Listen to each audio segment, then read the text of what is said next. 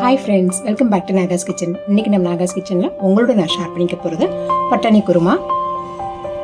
ஈஸியான மெத்தட்லேயும் டிஃப்ரெண்ட்டான டேஸ்ட்லேயும் இன்றைக்கி நான் ப்ரிப்பேர் பண்ணியிருந்தேன். ரொம்பவே சூப்பராக இருந்தது. இந்த குருமா பார்த்தீங்கன்னா பூரி, சப்பாத்தி, இட்லி, தோசை அண்ட் ரைஸுக்கும் நீங்கள் சேர்த்து சாப்பிட்லாம். டேஸ்ட் ரொம்பவே சூப்பராக இருக்கும்.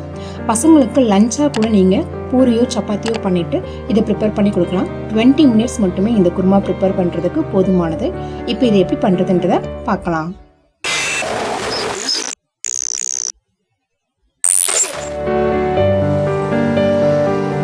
பேன் ஹீட் ஆனது கொஞ்சம் நான் ஆயில் சேர்த்துக்கிறேன். இதில் 1 டேபிள் ஸ்பூன் அளவுக்கு நெய் ஆட் பண்ணிக்கலாம். நெய் இல்லைன்னா பரவாயில்ல, ஆயில் மட்டுமே போதும். இதோட தாளிப்பு ஐட்டம் ஏலக்காய், பட்டை, கிராம்பு, அன்னாச்சி பூ இதெல்லாம் நான் சேர்த்துட்டு கொஞ்சம் காஞ்சதுக்கு அப்புறமா இதோட 1 பெரிய வெங்காயம், 2 தக்காளி மீடியமாக நான் கட் பண்ணியிருக்கேன். ஃபஸ்ட்டு வெங்காயம் நான் ஆட் பண்ணிவிட்டு கொஞ்சம் கண்ணாடி பதத்துக்கு வதக்கி விட்டுருக்கேன்.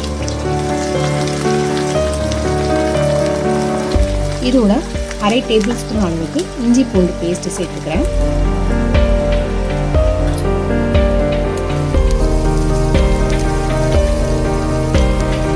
அந்த இஞ்சி பூண்டு பேஸ்ட்டும் வெங்காயமும் நல்லா வதங்கினதுக்கு அப்புறமா நம்ம நறுக்கி வச்ச தக்காளியை 2 மீடியம் சைஸ் தக்காளி சேர்த்துக்கோங்க.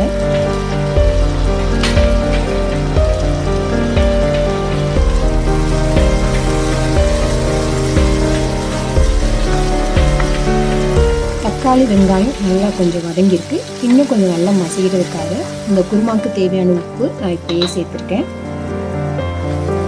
சேர்த்துட்டு நல்லா கலந்து விட்டுக்கலாம். இப்போ இந்த குருமாவுக்கு தேவையான மசாலா பவுடர்ஸ் எல்லாம் பார்த்துக்கலாம். 3 டேபிள் ஸ்பூன் அளவுக்கு சாம்பார் பவுடர் சேர்த்துருக்கேன். அதுக்கப்புறமா 1/2 டேபிள் ஸ்பூன் மிளகாய்த்தூள், 1/2 tablespoon garam masala, 1/2 tablespoon chicken masala, 1/4 teaspoon மஞ்சள் தூள் எடுத்திருக்கேன். சாம்பார் பவுடர் சேர்த்து குருமா வச்சா நல்லா இருக்குமா அப்படின்ற ஒரு சந்தேகம் எல்லாருக்குமே இருக்கும். ஆனால் நீங்கள் ட்ரை பண்ணி பாருங்கள், இந்த குருமா ரொம்பவே சூப்பராக இருக்கும். இப்போ இந்த பவுடர்ஸ் எல்லாத்தையுமே நம்ம இதோட ஆட் பண்ணிக்கலாம்.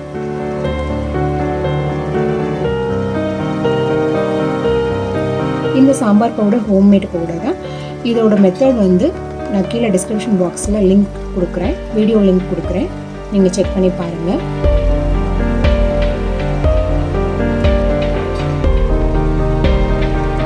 இப்போ அந்த பவுடரோட வெங்காயம் தக்காளி நல்லா மெர்ஜ் ஆயிடுச்சு. இதோட கொஞ்சம் கொஞ்சமாக தண்ணி சேர்த்து நல்லா கலந்து விட்டுக்கலாம். கொஞ்சம் தண்ணி சேர்க்க ஆரம்பித்ததுமே அந்த சாம்பார் பவுடர்லேருந்து கொஞ்சம் கொலகொலன்னு வந்துக்கிட்டே இருக்கும். அந்த கொலகொலப்பு தன்மை வந்துட்டு இருக்கும். நல்லா கலந்து விட்டுட்டு இது ஒரு 5 நிமிஷத்துக்கு நீங்கள் சிம்மில் விட்டுடுங்க. ஸோ நம்ம ஆட் பண்ண அந்த எண்ணெயும் நெய்யும் நல்லா பிரிஞ்சு இந்த மாதிரி வர அளவுக்கு நீங்கள் கொஞ்சம் சிம்மில் விட்டுருங்க. அப்போ தான் குருமா ரொம்பவே டேஸ்ட்டாக இருக்கும்.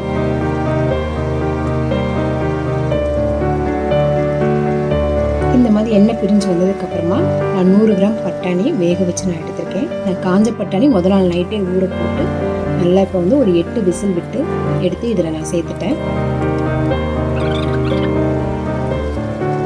இப்போ பட்டாணி சேர்த்துட்டு மீடியம் டு ஹை ஃப்ளேமில் ஒரு 5 மினிட்ஸ் நல்லா கொதிக்க விட்டுடலாம். அந்த மசாலா எல்லாம் அந்த பட்டாணியோட நல்லா மெர்ஜாயிரட்டும்.